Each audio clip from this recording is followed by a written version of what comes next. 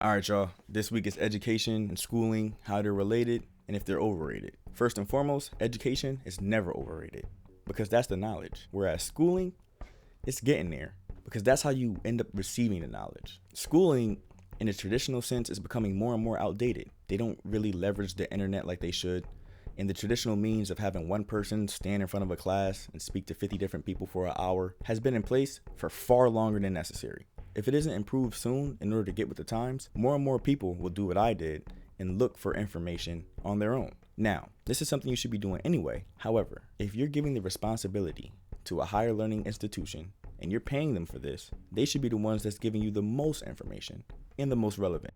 Now, there are already laws being passed that prioritize work history over certifications, meaning that employers are going to start valuing these certifications less and less. So if the employers start valuing the certifications less, and then the people who are going to school start valuing the certifications less, it becomes closer to obsolescence. Now, don't get me wrong, there are still good things about school. The social aspect and time management, how to weigh free time versus getting your things done, understanding how you learn, and the networking abilities are all pluses. But is that worth the debt that you're potentially getting into if you actually go that route? Probably not. And lastly, a lot of people say, hey, when do I use this math in everyday life? I'm going to drop out because I really have no reason to know this stuff. And while I agree to a certain extent, don't underestimate the fact that these advanced math equations prompts you to encounter problems where you wouldn't normally know how to proceed. It requires critical thinking, training, and other uses of your brain in order to get past it. You're definitely going to use that in everyday life. I'm not telling everybody to become a mathematician, but don't drop out because you don't immediately see the relevance.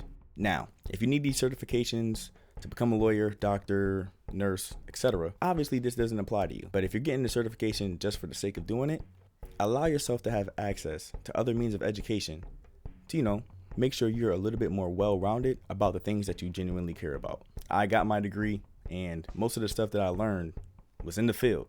So I'm not going to sit here and say that it's very good or very bad. However, it definitely needs to be updated. Plus, people are saying there's a lot of real life situations that I encounter that I'm not learning in school, which I should. And that's a little bit more of a different conversation. But that's just about it for today.